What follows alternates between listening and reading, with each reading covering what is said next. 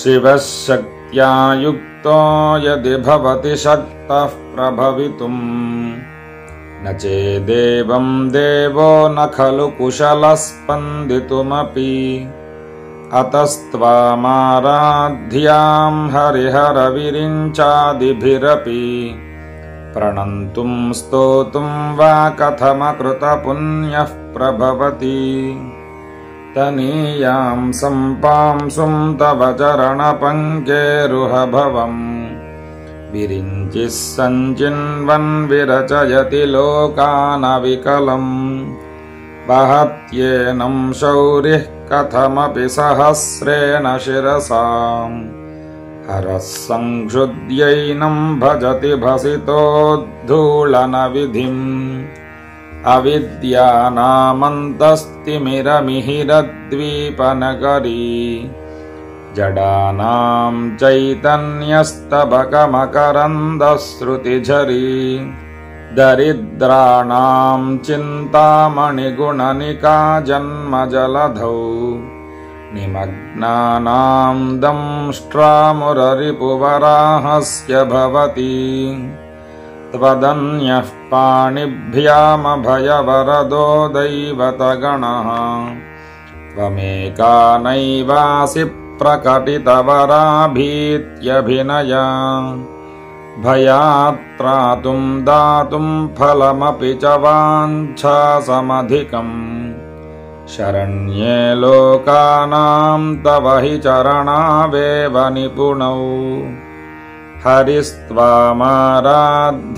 प्रणतजनसौभाग्यजननीम्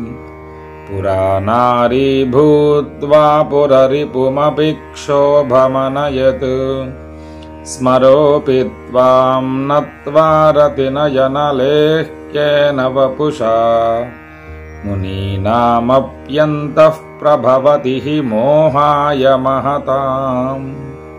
धनुः पौष्पं मौर्वी मधुकरमयी पञ्चविशिखाः वसन्तः सामन्तो मलयमरुदायो धनरथः तथाप्येकः सर्वं हिमगिरिसुते कामपि कृपाम् अपाङ्गात्ते लब्ध्वा जगदिदमनङ्गो विजयते क्वणत्काञ्चीदामा करिकलभकुम्भस्तननता परिक्षीणा मध्ये परिणतशरच्चन्द्रवदना धनुर्बाणान् पाशं सृणिमपि दधाना करतलैः पुरस्तादास्तान्नः पुरमथितुराहो पुरुषिका सुधा सिन्धोर्मध्ये सुरविटपि वाटी परिवृते मणिद्वीपे नीपो पवनवति चिन्तामणिगृहे शिवाकारे मञ्चे परमशिवपर्यङ्कनिलयाम् भजन्ति त्वां धन्याः कतिचन चिदानन्दलहरीम्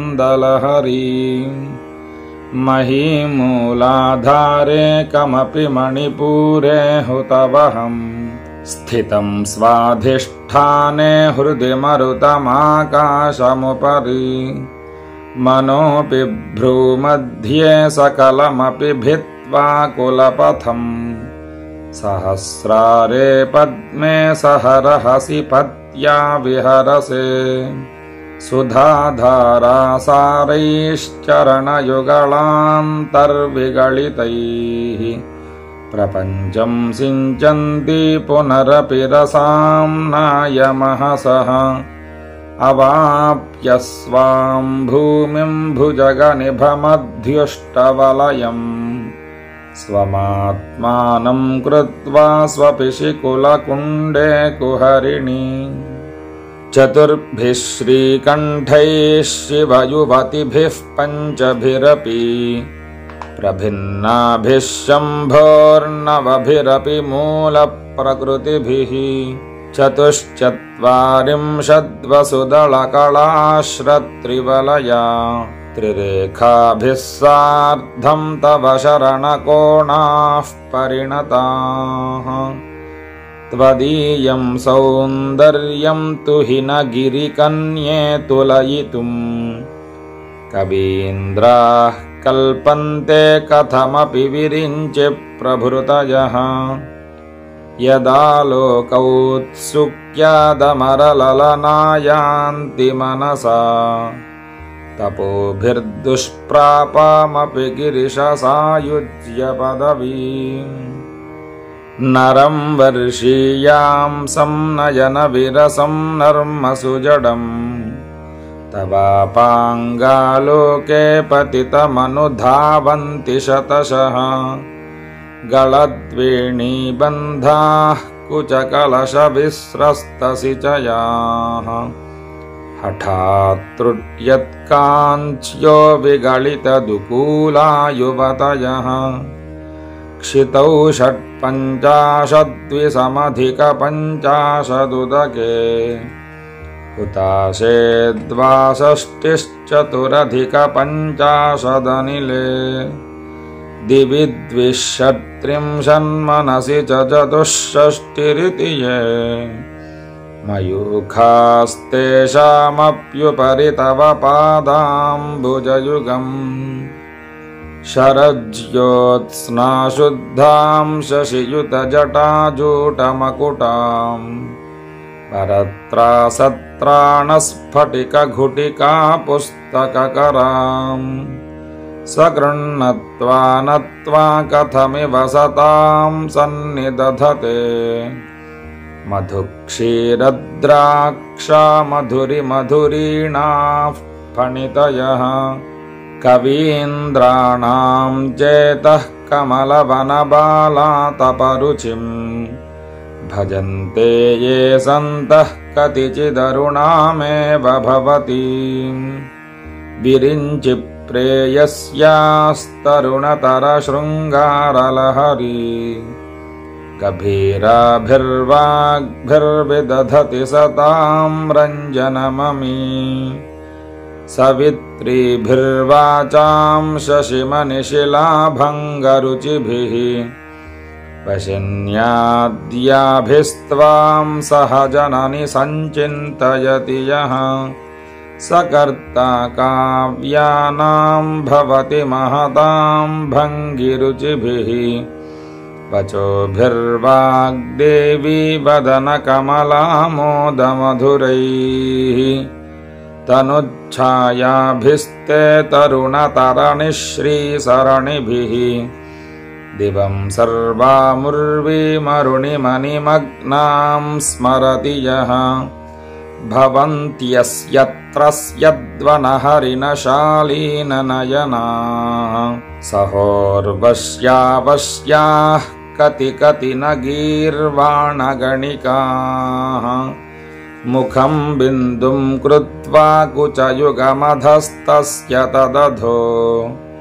हरार्धं ध्यायेद्यो हरमहिषिते मन्मथकलाम् ससद्यः संक्षोभं नयति वनिता इत्यति लघु त्रिलोकीमप्याशुभ्रमयति रवीन्दुस्तनयुगाम् किरन्तीमङ्गेभ्यः किरणनिकुरुम्बामृतरसम्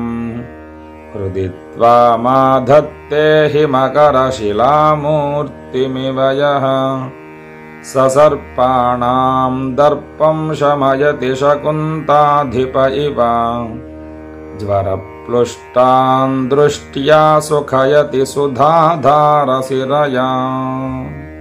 तटिल्लेखा तन्वीं तपनशशिवैश्वानरमयीं निषण्णां षण्णामप्युपरि कमलानां तव कलाम् महापद्माटव्यां मुदितमलमायेन मनसा महान्तः पश्यन्तो दधति परमाह्लादलहरीम् भवानि त्वं दासे मयि वितरदृष्टिं सकरुणाम् इति स्तोतुं वाञ्छन् कथयति भवानि त्वमिति यः तदैव त्वं तस्मै दिशसि निजसायुज्य पदवीम् मुकुन्द ब्रह्मेन्द्रस्फुटमकुटनीराजितपदाम् त्वया हृत्वा वामं वपुरपरितृप्तेन मनसा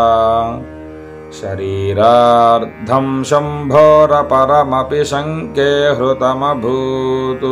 यदेतद्वद्रूपं सकलमरुणाभन्त्रिनयनम् कुचाभ्यामानम्रं कुटिलशशिचूडालमकुटम् जगत्सूते धाता हरिरवतिरुद्रः क्षपयते तिरस्कुर्वन्नेतत्स्वमपि वपुरीशस्तिरयति सदा पूर्वः सर्वं तदिदमनुगृह्णाति च शिवः तवाज्ञामालम्ब्य क्षणचलितयोर्भूलतिकयोः त्रयाणां देवानां त्रिगुणजनितानां तव शिवे भवेत् पूजा पूजा तव चरणयोर्या विरचिता तथा हि त्वत्पादोद्वहनमणिपीठस्य निकटे स्थिताः केते शश्वन्मुकुलितकरोत्तंसमकुटाः विरिञ्चिः पञ्चत्वं व्रजति हरिराप्नोति विरतिम् विनाशं कीनाशो भजति धनदो याति निधनम् वितन्द्री माहेन्द्री विततिरपि सम्मीलितदृशा महासंहारेऽस्मिन् विहरति सति त्वत्पतिरसौ जपो जल्पः शिल्पं सकलमपि मुद्रा विरचना गतिः प्रादक्षिण्यक्रमणमशनाद्याहुतिविधिः प्रणामः संवेशः सुखमखिलमात्मार्पणदृशा सपर्यापर्यायस्तव भवतु यन्मे विलसितम् सुधामप्यास्वाद्य प्रतिभयजरामृत्युहरिणीम् विपद्यन्ते विश्वे विधिशतमखाद्यादिविशदः कराळं यत्क्ष्वेलं कबलितवतः कालकलना न शम्भोस्तन्मूलं तव जननि ताटङ्कमहिमा किरीटं वैरिञ्चं परिहर पुरः कैटभभिदः कठोरे कोटीरे स्खलसि जहि जम्भारिमकुटम् प्रणम्रे श्वेतेषु प्रसभमुपयातस्य भवनम् भवस्याभ्युत्थाने तव परिजनोक्तिर्विजयते स्वदेहोद्भूताभिर्घृणिभिरणिमाद्याभिरभितः निषेव्ये नित्ये त्वामहमिति सदा भावयति यः किमाश्चर्यं तस्य त्रिणयनसमृद्धिं तृणयतः महासंवर्ताग्निर्विरचयति नीराजनविधिम् चतुष्षष्ट्या तन्द्रैः सकलमतिसन्धाय भुवनम् स्थितस्तत्तत्सिद्धिप्रसवपरतन्त्रैः पशुपतिः पुनस्त्वन्निर्बन्धादखिलपुरुषार्थैकघटना स्वतन्त्रे तन्त्रं क्षितितलमवातीतरदिदम् शिवः शक्तिः कामः क्षितिरथरविशीतकिरणः स्मरोऽहं सशक्रस्तदनु च परामारहरयः अमीहृल्लेखाभिस्तिसृभिरवसानेषु घटिता भजन्ते वर्णास्ते तव जननि नामावयवताम् स्मरं योनिं लक्ष्मीं त्रिदयमिदमादौ तव मनोः निधायैके नित्ये निरवधि महाभोगरसिकाः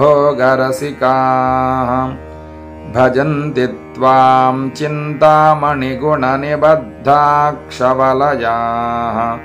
शिवाग्नौ जुःपन्तः सुरभिघृतधाराहुतिशतैः शरीरं त्वं शम्भोः शशिमिहिरवक्षोरुहयुगम् तवात्मानं मन्ये भगवति नवात्मानमनघम् अतः शेषः शेषीत्ययमुभयसाधारणतया स्थितः सम्बन्धो वां समरसपरानन्दपरयोः मनस्त्वं व्योमत्वं मरुदसि मरुत्सारथिरसि त्वमापस्त्वं भूमिस्त्वयि परिणतायां न हि परम् त्वमेव स्वात्मानं परिणमयितुं विश्ववपुषा चिदानन्दाकारं शिवयुवति भावेन बिभृशे तवाज्ञाचक्रस्थं तपनशशिकोटिद्युतिधरम् परं शम्भुं वन्दे परिमिलितपार्श्वं परचिता यमाराध्यन् भक्त्या रविशशिशुचीनामविषये निरालोके लोके निवसति हि भालोकभुवने विशुद्धौ ते शुद्धस्फटिकविशदं व्योमजनकम् शिवं सेवे देवीमपि शिवसमानव्यवसिताम् ययोः कान्त्यायान्त्याः शशिकिरणसारूप्यसरणेः विधूतान्तर्ध्वान्ता विलसति चकोरीव जगति समुन्मीलत्संवित्कमलमकरन्दैकरसिकम् भजेऽहं सद्वन्द्वं किमपि महतां मानसचरम् यदालापादष्टादशगुणितविद्यापरिणतिः यदा दत्ते दोषाद्गुणमखिलमद्भ्यः फय इव तव स्वाधिष्ठाने हुतवहमधिष्ठाय निरतम् तमीडे संवर्तं जननि महतीं तां च समयाम् यदा लोके लोकान् दहति महति क्रोधकलिते दयार्द्राया दृष्टिः शिशिरमुपचारं रचयति तटित्वन्तं शक्त्यातिमिरपरिपन्थि स्फुरणया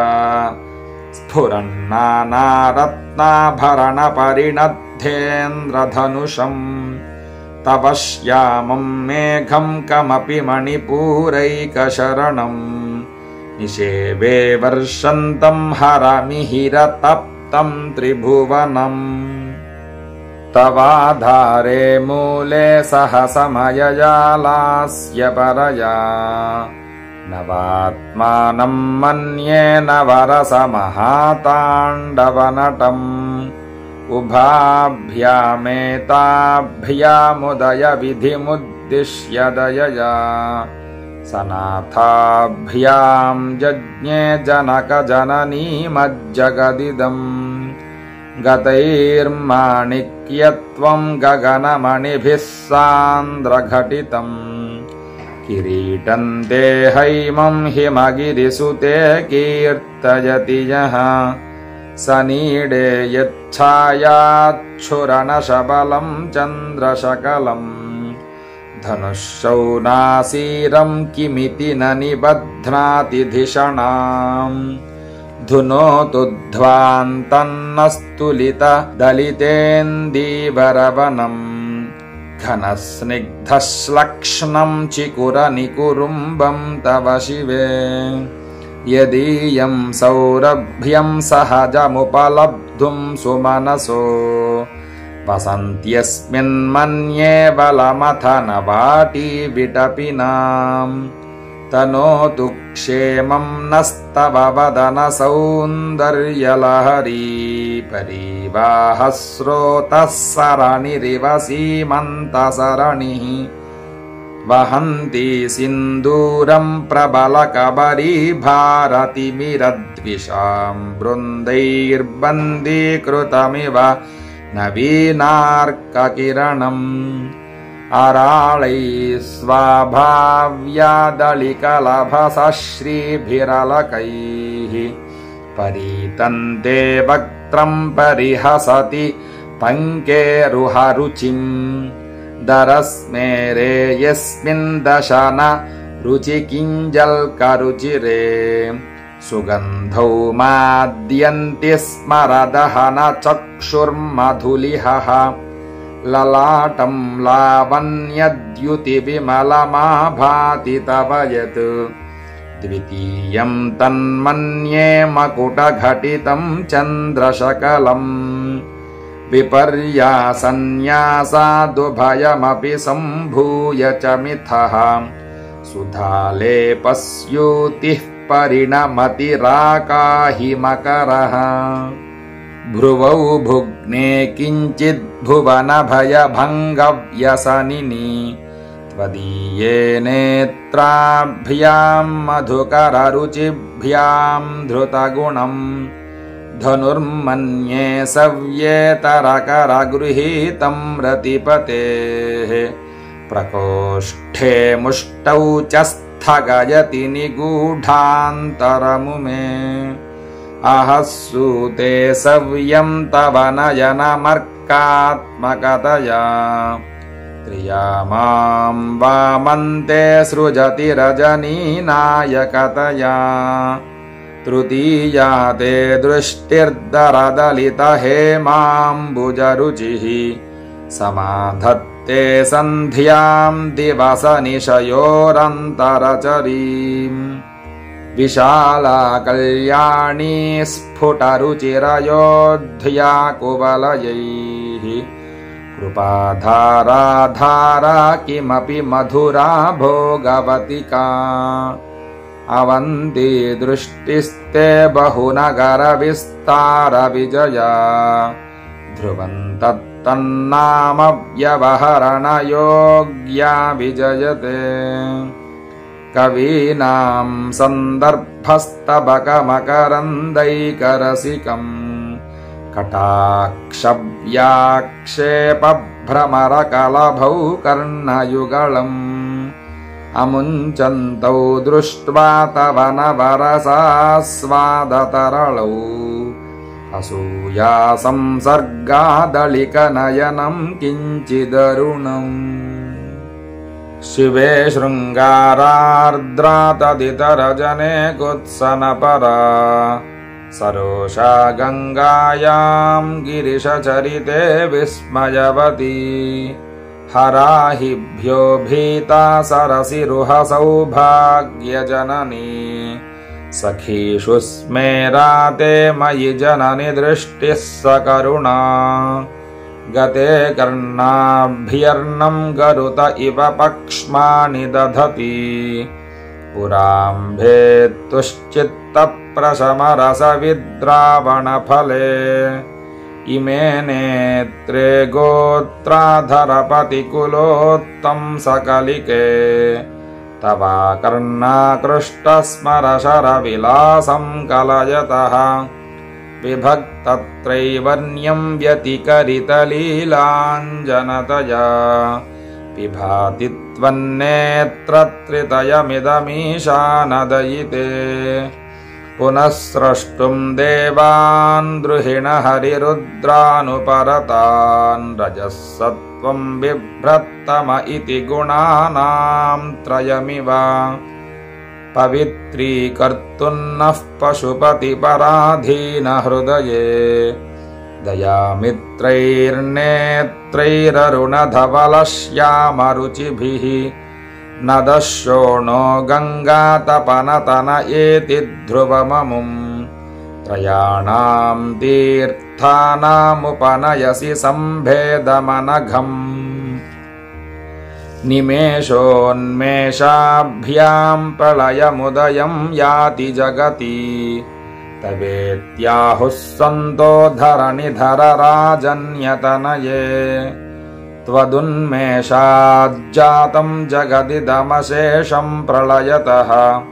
परित्रातुं शङ्के परिहृतनिमेषास्तव दृशः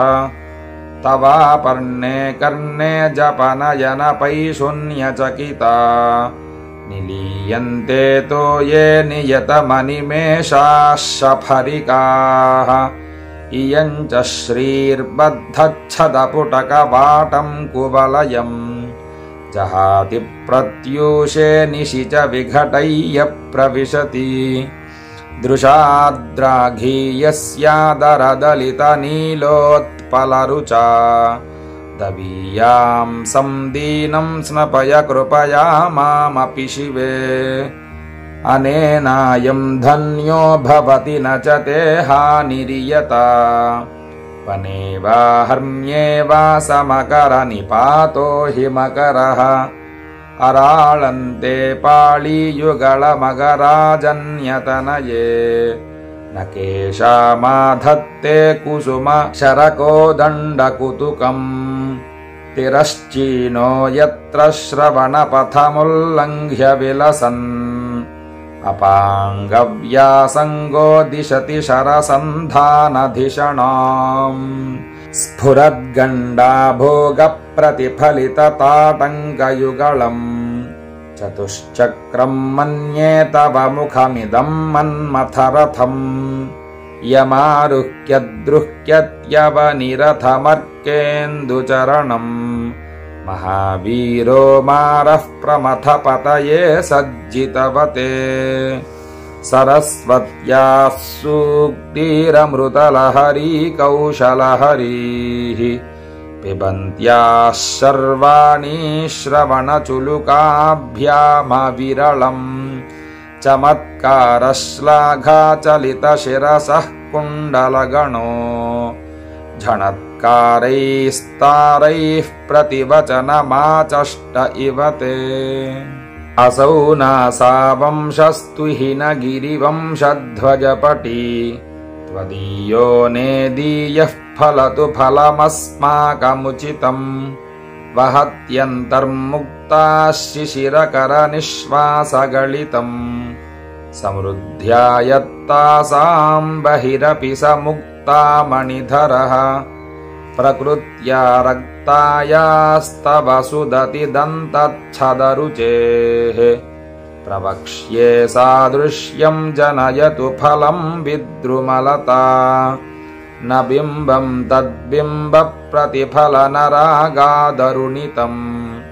तुलामध्यारोढुं कथमिव न लज्जेत कलया स्मितज्योत्स्नाजालं तव वदनचन्द्रस्य पिबताम् चकोराणामासीदति रसतया चञ्चुजडिमा अतस्ते शीतां शोरमृतलहरीमाम्लरुचयः पिबन्ति स्वच्छन्दं निशि निशि भृशं काञ्जिकधिया अविश्रान्तं पत्युर्गुणगणकथाम्रेडन जपा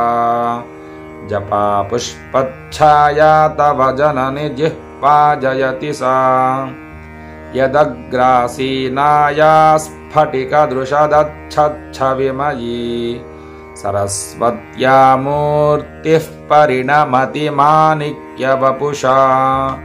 रणे जित्वा दैत्यानपहृतशिरस्त्रैः कवचिभिर्निवृत्तैश्चण्डां शत्रिपुरहरनिर्माल्य विमुखैः इशाखेन्द्रोपेन्द्रैः शशिविशदकर्पूरशकला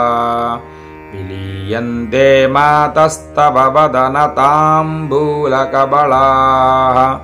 पिपञ्च्या गायन्ती विविधमपदानं पशुपतेः त्वयारब्धे वक्तुं चलितशिरसा साधुवचने तदीयैर्माधुर्यैरपलपिततन्त्रीकलरवाम् निजां वीणां वाणी निचुलयति चोलेन निभृतम् कराग्रेण स्पृष्टं तु हि न गिरिणा वत्सलतया गिरीशेनोदस्तं मुहुरध रपानाकुलतया करग्राह्यं शम्भोर्मुखमुकुरवृन्तं गिरिसुते कथं कारं ब्रूमस्तव चुबुकमौपम्यरहितम् भुजाश्लेषान्नित्यं पुरदमयितुः कण्टकवती तव ग्रीवा धत्ते मुखकमलनालश्रियमियम् स्वतश्वेता काला गरुबहुल जम्बालमलिना मृणालीलालित्यं वहति यदधोहारलतिका गले रेखास्तिस्रो गतिकमकगीतैकनिपुणे विवाहव्यानद्धप्रगुणगुणसङ्ख्या प्रतिभुवः विराजन्ते नानाविधमधुररागाकरभुवां त्रयाणां ग्रामाणां स्थितिनियमसीमान इव ते मृणालीमृद्वीनां तव भुजलतानां चतसृणां चतुर्भिः सौन्दर्यं सरसिजभवस्तौति वदनैः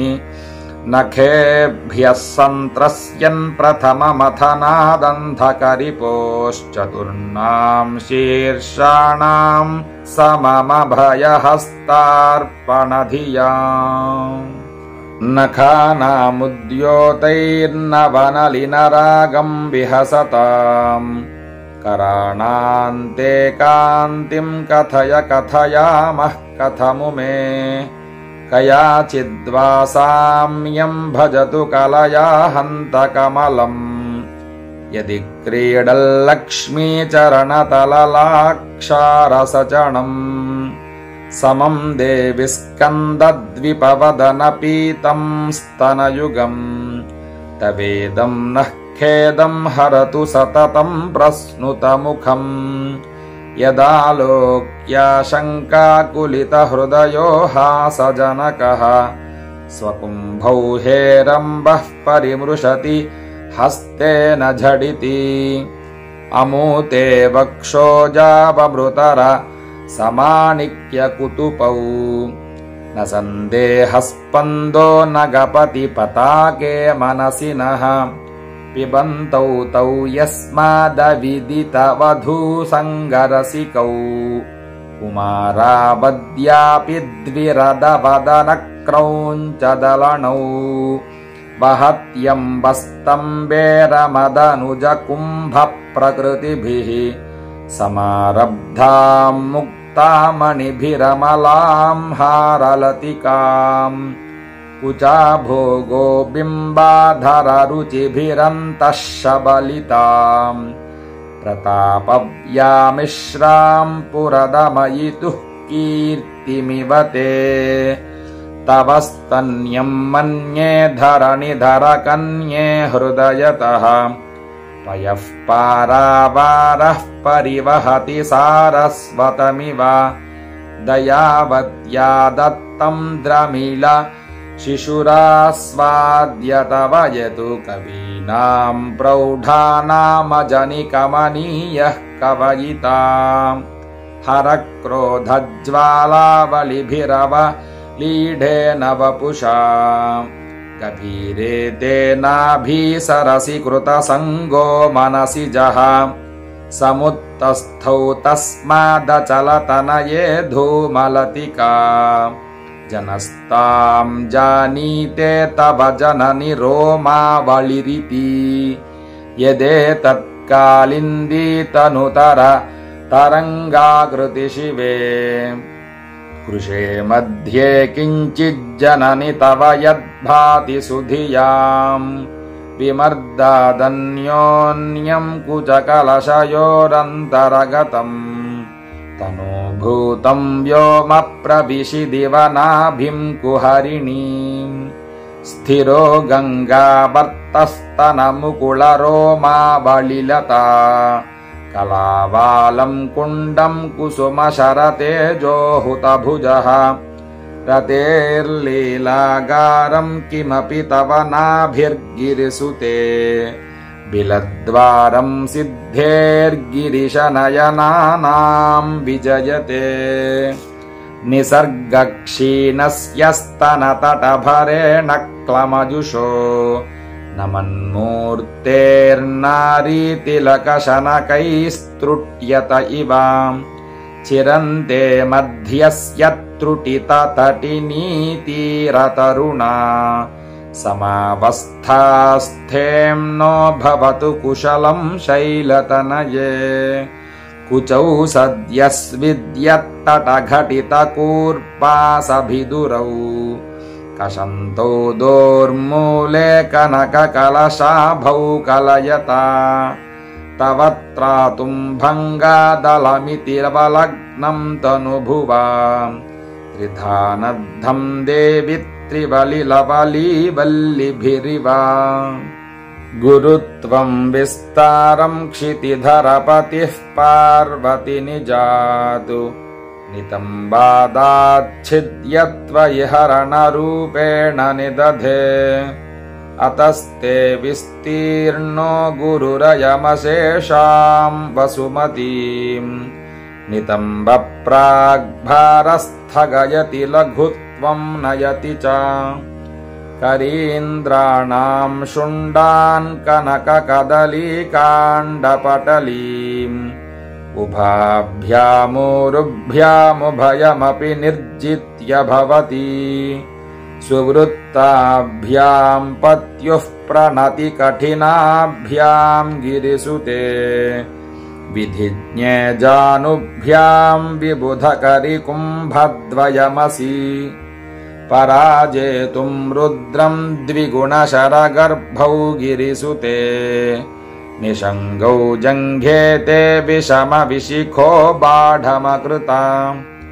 यदग्रे दृश्यन्ते दशशरफलाः पादयुगळी नखाग्रच्छद्मानः सुरमकुटशानैकनिशिताः श्रुतीनां मूर्धानो दधति तव यौ शेखरतया ममाप्येतौ मातः शिरसि दयया धेहि चरणौ ययोः पाद्यं पाथः पशुपतिजटाजूटतटिनी ययोर्लाक्षालक्ष्मीररुणहरिचूडामणिरुचिः नमो वाकं ब्रूमो नयनरमणीयाय पदयोः तवास्मै द्वन्द्वाय स्फुटरुचिरसालक्तकवते असूयत्यत्यन्तं यदभिहननाय स्पृहयते पशूनामीशानः प्रमदवनकङ्केलितरवे मृषा कृत्वा गोत्रस्खलनमथ वैलक्ष्यनमितम् ललाटे भर्तारं चरणकमले ताडयति ते चिरादन्तः शल्यं दहनकृतमुन्मूलितवता तुलाकोटिक्वाणैः किलिकिलितमीशान विपुना हिमानि हन्तव्यं हिमगिरिनिवासैकचतुरौ निशायां निद्राणां निशिचरमभागे च विशदौ वरं लक्ष्मीपात्रं श्रियमतिसृजन्तौ समयिनां सरोजं त्वत्पादौ जननि जयतश्चित्रमिह किम् पदन्ते कीर्तीनां प्रपदमपदं देवि विपदाम् कथं नीतं सद्भिः कठिन कमठीकर्परतुलाम् कथं वा पाणिभ्यामुपयमनकाले पुरभिदा यदा दायन्यस्तं दृशदिदयमानेन मनसा नखैर्नाकस्त्रीणां करकमलसङ्कोचशशिभिः तरूणां दिव्यानां हसत इव ते चण्डिचरणौ फलानि स्वस्थेभ्यः किसलयकराग्रेण ददताम् दरिद्रेभ्यो भद्रां श्रियमनिश मह्नाय ददतौ ददाने दीनेभ्यः श्रियमनिश माशानुसदृशीममन्दं सौन्दर्यप्रकरमकरन्दं विकिरति